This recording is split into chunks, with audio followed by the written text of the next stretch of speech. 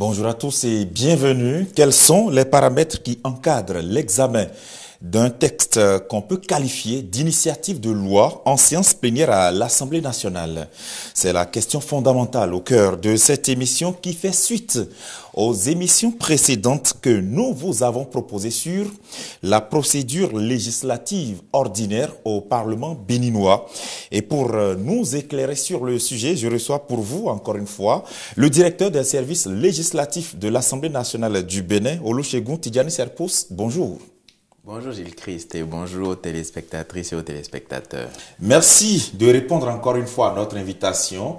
J'ai envie de dire, vous êtes notre partenaire numéro 1 sur l'émission Que dit la loi. Merci d'être là. Ça commence à être habituel et je ne me fais toujours pas aux caméras. Absolument, mais ça va aller. Ça va aller parce que de toutes les façons, les téléspectateurs ne me contrediront pas. Vous gérez bien. Vous êtes à l'aise quand même, Merci. si vous ne le savez pas. Merci beaucoup. Merci d'être là. Et on a découvert avec vous dans les émissions précédentes les paramètres qui, on va dire, encadrent l'examen d'un texte de loi à l'Assemblée nationale. Nous avons vu les travaux préliminaires, préparatoires, les travaux en commission. Et là, nous allons avec vous voir un peu la procédure qui encadre donc toujours l'examen d'un texte qualifiable d'initiative législative, mais en séance plénière. Et pour démarrer, j'ai envie de vous demander ce qu'on peut entendre par séance plénière à l'Assemblée nationale. Qu'est-ce que c'est?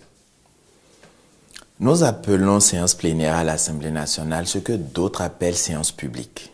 C'est la séance au cours de laquelle l'ensemble des députés se réunissent. Dans les émissions précédentes, nous avions dit que les parlementaires se réunissent généralement dans deux groupuscules techniques. Le premier, c'est la commission et le deuxième, c'est la séance publique.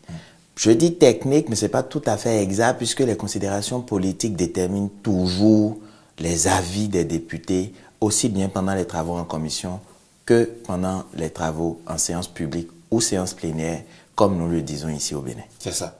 Donc, de façon terre à terre, la séance plénière, on va dire c'est une séance publique. Oui. À laquelle les gens peuvent assister alors. Une fois encore, je vais retourner à ce que nous avons dit précédemment. Tandis que les séances en commission ne sont pas publiques, les séances plénières le sont, sauf demande de huis clos, selon des règles bien déterminées. C'est ça. Alors, une fois que les travaux ont été effectués en commission et qu'on arrive en séance plénière, déjà, vous l'avez dit, vous l'avez souligné la dernière fois, c'est le président de l'Assemblée nationale qui convoque la séance plénière. Dans quelles conditions le fait-il concrètement? Le président de l'Assemblée nationale, après en avoir discuté avec le bureau et consulté la conférence des présidents, détermine l'ordre du jour des différentes séances, que nous soyons en session ordinaire ou en session extraordinaire. Très bien. De façon pratique, il n'y a pas d'obligation particulière au Bénin.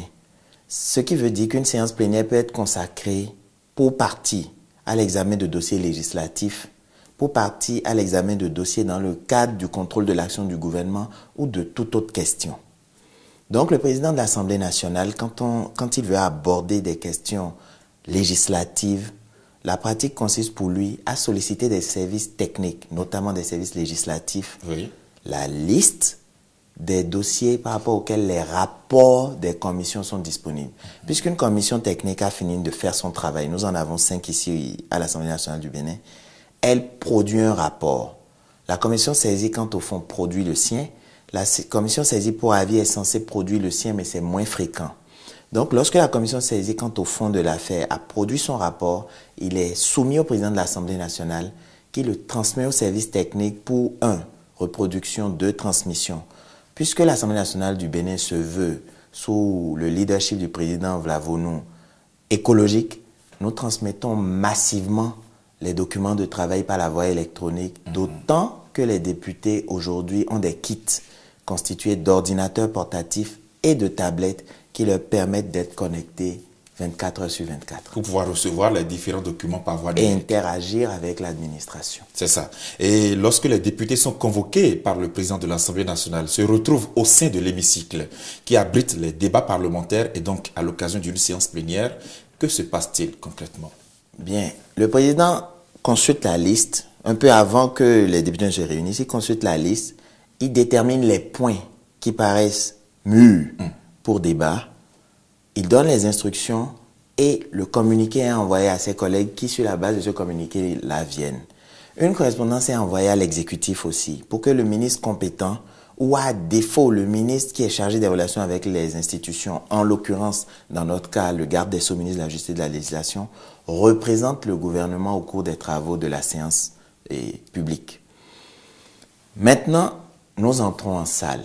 Premier coup de maillet du président, que se passe-t-il? D'abord, le président, après avoir fait les civilités, suit ce que nous avons appelé dans notre jargon la procédure.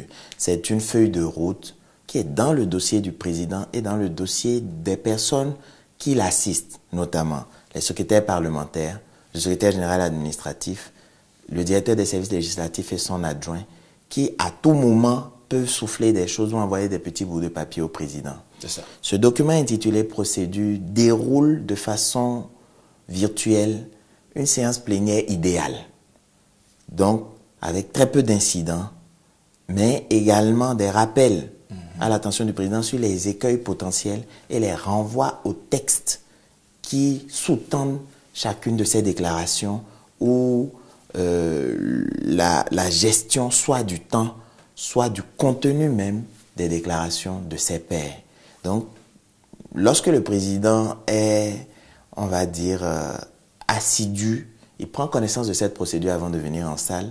Sinon, nous l'aidons du mieux que nous pouvons à se retrouver par rapport à cette procédure qui nous sert à nous-mêmes techniciens en séance plénière de feuille de route afin de ne pas nous égarer. Là, vous me donnez l'occasion d'ouvrir une petite parenthèse et préciser à nos téléspectateurs que lorsque les séances plénières, qui d'ailleurs sont retransmises en direct sur notre antenne, se déroulent, derrière le premier secrétaire parlementaire, on a le secrétaire général administratif de l'Assemblée nationale qui ne parle pas, et derrière le deuxième secrétaire parlementaire se trouve le directeur des services législatifs. C'est d'ailleurs la raison pour laquelle les gens peuvent voir à l'hémicycle, derrière là-bas et un peu derrière le président de l'Assemblée nationale. On voit aussi parfois venir le chuchoter des choses. C'est un peu ça, hein. Ce sont les explications appropriées, nécessaires pour pouvoir comprendre parfois vos mouvements dans l'hémicycle au perchoir. Absolument. D'accord. Nous sommes là pour éclairer l'autorité lorsque nous sentons que nous pouvons lui donner un indice pour la gestion de la plénière, nous le faisons. À défaut, à tout moment, nous devons également être prêts en cas de requête de sa part. C'est ça. Donc, c'est très interactif pendant le déroulé des séances. C'est ça. Et les auditeurs aussi qui nous écoutent sur Radio Hémicycle en savent davantage désormais, puisque parfois, eux, ils n'ont peut-être pas les images, mais c'est aussi une manière pour eux d'expliquer ce qui se passe ici, puisque d'ailleurs, c'est notre rôle. Nous sommes dans une émission dont l'exercice est vraiment pédagogique. Alors, le président de l'Assemblée, une fois après avoir pris connaissance du dossier, peut-être en amont ou pendant la séance, grâce à vous, il va appeler un point inscrit à l'ordre du jour qui lui paraissait mûr, tel que vous l'avez dit là. Il fait quoi? Séance X. 4 dossiers à l'ordre du jour. Le président de l'Assemblée nationale n'a pas l'obligation d'appeler le premier point inscrit. Il peut commencer par le 4e, il peut commencer par le 2e. C'est selon la sensibilité, selon la longueur du texte, selon plusieurs paramètres. C'est ça. Il appelle le point 2. Mais avant, il me plaît de faire une petite digression encore. Oui. Quand il est entré en salle, il n'a pas commencé immédiatement à évoquer les dossiers. Il fait les civilités à ses collègues et il fait lire le compte rendu sommaire de la séance précédente qui fait l'objet au besoin d'amendements avant d'être adopté. Il fait lire les dossiers de communication qui contiennent les projets de loi, les décisions de la Cour constitutionnelle, les annonces diverses, les pétitions des citoyens, et il procède à leur affectation selon le cas. C'est après cette étape qu'il entre dans l'ordre du jour proprement dit. C'est ça. Lorsque cet ordre du jour est évoqué, le président appelle le point qui lui paraît le plus justifié. Il peut au besoin consulter l'Assemblée nationale, c'est-à-dire ses pairs, et lorsque ce point est appelé, il fait appel au président et au rapporteur de la commission saisie quant au fond du dossier. Ceux-ci prennent place au pied de la tribune et quel est leur rôle? C'est de restituer à tous les députés, y compris ceux de leur commission, le point de ce qui a été fait pendant les travaux en commission. Le rapport restitue le contexte du dossier, restitue la charpente du texte qui doit être évoqué et émet l'avis de la commission. Oui, on peut y aller, non, la commission considère que la commission a un avis réservé ou carrément non, la commission considère que ce dossier ne relève pas du domaine de la loi ou que ce dossier en l'état ne devrait pas être adopté parce qu'il pourrait être attentatoire à la paix et à la sécurité dans notre pays. Passé cette étape, on entre maintenant dans l'étape des discussions. Deux grands chantiers. Les discussions générales, au cours desquelles les députés émettent une opinion qui est censée être générale sur le texte. Oh, ce texte, c'est une très bonne chose, mais moi, je ne vais pas l'adopter parce qu'il ne correspond pas à nos réalités, il correspond plutôt aux réalités des Occidentaux. Ah non, ce texte aurait dû intervenir depuis très longtemps, donc je vais cordialement inviter tous mes collègues députés à le soutenir, toutes tendances confondues. Ah, ce texte me paraît être en lien avec tel autre. Donc, il faut que nous soyons vigilants au moment de son adoption pour ne pas surlégiférer. C'est cette discussion-là. Ou bien, moi, dans ma communauté, il y a telle situation que ce test pourrait résoudre ou que ce que j'ai vu du test nécessite une adaptation régionale. Donc, c'est les discussions générales. Après que les députés ont parlé, le temps de parole est réparti selon les groupes parlementaires.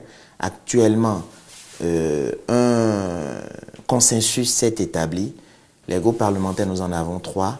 Le groupe parlementaire Union progressiste, le renouveau qui est le plus important, 53 députés sur 109, à 30 minutes. C'était censé être 29 minutes et quelques secondes, mais les députés se sont entendus aujourd'hui et c'est 30 minutes. Les deux autres groupes parlementaires, j'entends le groupe parlementaire Bloc républicain et celui des démocrates, ont chacun un quart d'heure. Donc, de façon consensuelle, le débat sur un dossier, le débat général sur un dossier est censé durer au maximum 1 heure. Parfois, c'est un peu plus, parfois, c'est un peu moins. Ce n'est pas parce qu'un groupe parlementaire a un quart d'heure ou une demi-heure qui consomme tout ce temps. Ça dépend de la nature du dossier et des passions qu'il peut soulever, etc. C'est ça. Mais au-delà de ce cas particulier, ou d'ailleurs, je vais même dire, de ce cas ponctuel de la 9e législature, dans l'Assemblée nationale en général, dans son fonctionnement, cette discussion générale, elle n'est pas, on va dire, cadrée par les textes. Le règlement intérieur peut-être... Le règlement intérieur encadre ce qui peut être dit au cours de la discussion générale, mais pas le temps de parole. Parce que le règlement intérieur a un contenu général. Il ne peut pas anticiper la composition de l'Assemblée nationale. Nous avons eu une Assemblée nationale avec près d'une dizaine de groupes parlementaires. Nous en avons eu une avec 2 groupes parlementaires. Absolument. Actuellement, ils sont 3. Je ne sais pas comment sera configurée la 10e législature, par exemple. Donc, c'est au cas par cas et de façon très élégante que les élus s'entendent sur la répartition du temps de parole des groupes.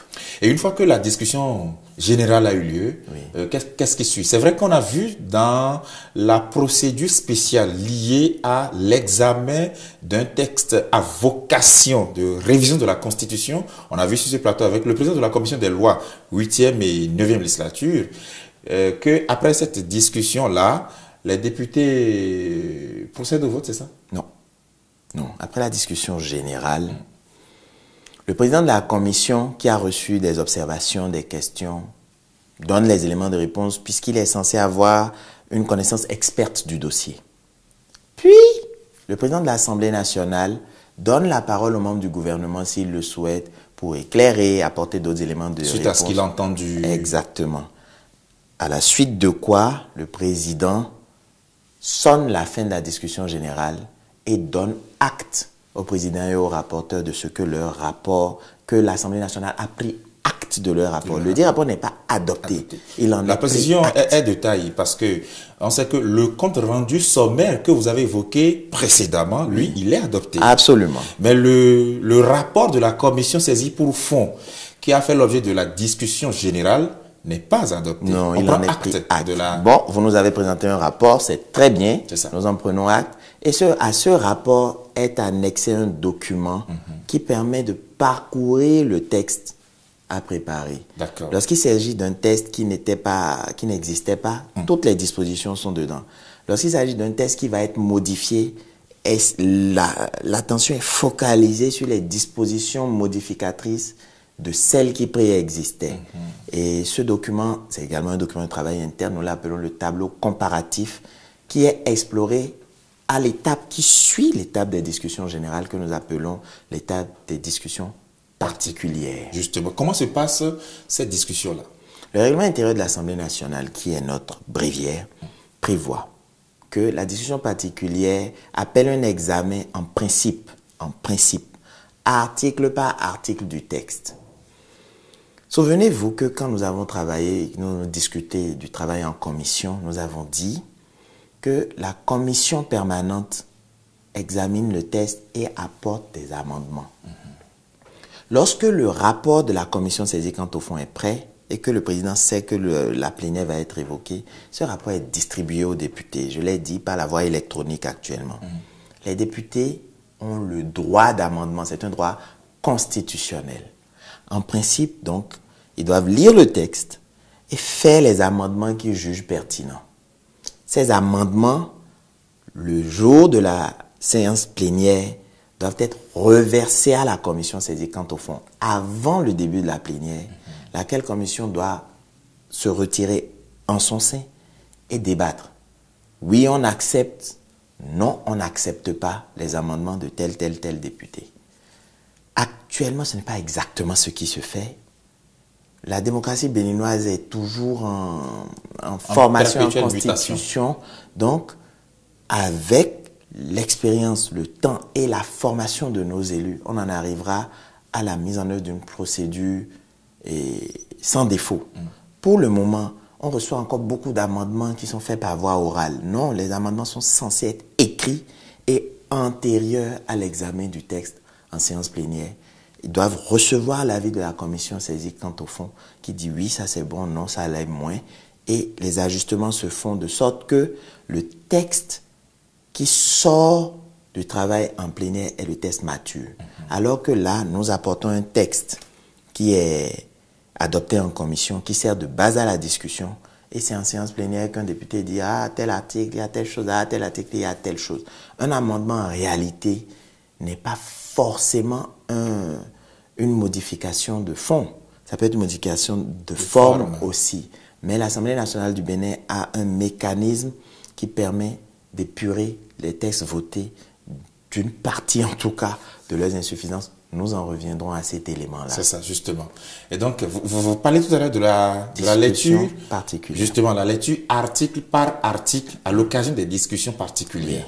Généralement, lorsque les gens suivent, peut-être ne comprennent-ils pas bien la spécificité de ce moment-là. On voit parfois les députés adopter en plusieurs temps un texte. Donc, avant peut-être de procéder au vote final. Quelle explication vous pouvez donner pour qu'on puisse comprendre ce moment-là? Le texte du règlement intérieur prévoit que la discussion est censée se faire article par article. Donc, l'article premier du texte est lu. Nous avons 2 propositions d'amendement. Ces propositions sont reçues et soit acceptées, soit rejetées. Soit alors l'Assemblée nationale observe une suspension pour que des discussions et des arrangements se fassent sur la version qui sera finalement adoptée. Quand cela est fait, cet article-là est adopté. Et il doit en être ainsi, si on a 1200 articles, pour chacun des articles, dès lors qu'ils ont fait l'objet d'un amendement. Lorsque le texte est sorti de la commission et qu'il n'y a pas d'amendement dessus, on ne perd pas de temps dessus. D'accord. Mais l'Assemblée nationale n'a pas l'obligation de procéder article par article. Elle peut procéder autrement, section par section, chapitre par chapitre, titre par titre, livre par livre. Ça dépend du volume du texte et des attentes que les députés ont des différentes sections qui composent le texte. Donc on peut lire d'affilée 200 articles sans qu'aucun ne fasse l'objet d'un amendement, ce qui pourrait entraîner un vote rapide de cette section ou de ce chapitre ou de ce livre par exemple. Alors qu'on peut avoir une portion de texte de 2 articles qui vont recevoir 200 amendements. C'est ça. Là, ce sera beaucoup plus exigeant puisqu'il faudra procéder aux arbitrages. Le président de la commission a un pouvoir important, mais c'est l'Assemblée nationale en tant qu'institution qui adopte le texte et non le président de la commission ou son rapporteur. Très bien. Eux, ils doivent tenir compte de plusieurs paramètres, les aspects techniques et les aspects politiques, mais c'est l'Assemblée nationale qui adopte le texte. C'est ça. Une fois qu'on a peut-être adopté chapitre par chapitre ou titre par titre, ou en tout cas selon le modèle retenu, et ceci parfois de façon consensuelle, le texte lui-même, après avoir été parcouru du début jusqu'à la fin, est passé au vote. Supposons que l'Assemblée nationale adopte ce texte-là.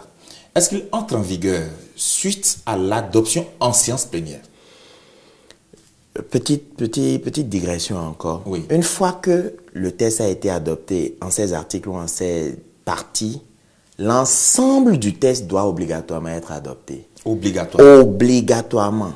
On vote les différentes articulations du texte et on vote l'ensemble du texte. Il y a également le mécanisme de la deuxième lecture.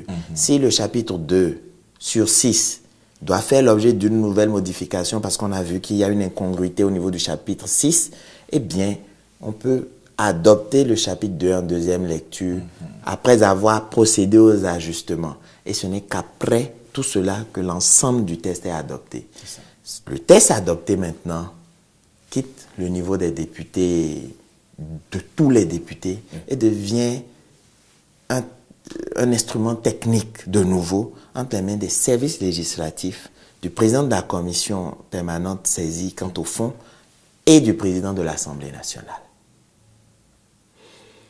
Les services techniques lisent le texte, font des observations tant de forme que de fond contenues dans un rapport ou un compte rendu selon le cas, avec ce que nous avons appelé à l'interne le certificat de conformité, qui permet au président de la commission de dire les services techniques n'ont pas défiguré le texte tel que voté en séance plénière. Absolument.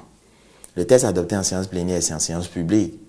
Un citoyen peut noter tel article, mais le texte qui sera promulgué pourrait être différent, non pas parce qu'il est défiguré, mais parce qu'une formulation malheureuse a été redressée ou qu'un conflit de calendrier a fait l'objet d'un compte rendu au président de la commission qui a dit non, ce que nous avons lu n'est pas ce qui était dans le texte présenté à la commission. Et nous documentons tout cela avant de transmettre au président de l'Assemblée nationale qui, pour sa part, transmet au président de la République pour promulgation. C'est ça. Et c'est la promulgation qui consacre l'entrée en vigueur de la loi? Absolument. Pour que le texte soit exécutoire, il faut qu'il soit promulgué ou déclaré exécutoire par la Cour constitutionnelle. C'est des mécanismes, puisque le président de la République, une fois que le texte lui parvient, soit le promulgue dans les 15 jours, soit, en cas d'urgence, dans les 5 jours, soit encore le transmet à la Cour constitutionnelle pour ce qu'on appelle le contrôle le de constitutionnalité. Contrôle de sa conformité à la Constitution. Est-ce que cet exercice est obligatoire pour le chef de l'État? Oui et non. Oui, lorsque la Constitution l'exige, non dans tous les autres cas. Aujourd'hui, la Constitution exige le contrôle de conformité à la Constitution du texte fondamental, des lois organiques. Dans les autres cas, il n'y a et des règlements intérieurs de l'Assemblée nationale, du Conseil économique et social, de la Haute Cour de justice et autres. D'accord. Voilà. Et je prends par exemple l'hypothèse selon laquelle le président de la République refuserait de promulguer une loi qui pourtant a été adoptée par la représentation nationale. Que se passe-t-il? Est-ce que parce que le chef de l'État n'a pas promulgué ou n'a pas voulu promulguer, la loi rentre à la poubelle ou qu'est-ce qu'elle devient? Le président de l'Assemblée nationale, dans ce cas, saisit la Cour constitutionnelle qui s'assure de ce que le texte est conforme à notre arsenal juridique et le déclare exécutoire. C'est le président de la Cour constitutionnelle seul qui fait ça? C'est pas le président, c'est la Cour. C'est la Cour. C'est la Cour. Donc la Cour procède elle-même. C'est un pouvoir elle-même propre du président de la Cour constitutionnelle. C'est la haute juridiction qui fait déclarer la loi conforme à la Constitution. Si je ne m'abuse, le statut général de la fonction publique en vigueur a été rendu exécutoire dans ces conditions. D'accord. Et c'est dans ces cas qu'on dit que la loi, à partir de ce moment, devient opposable à tout citoyen. Exactement. La loi est exécutoire dès qu'elle est promulguée. Elle est opposable lorsqu'elle est rendue publique.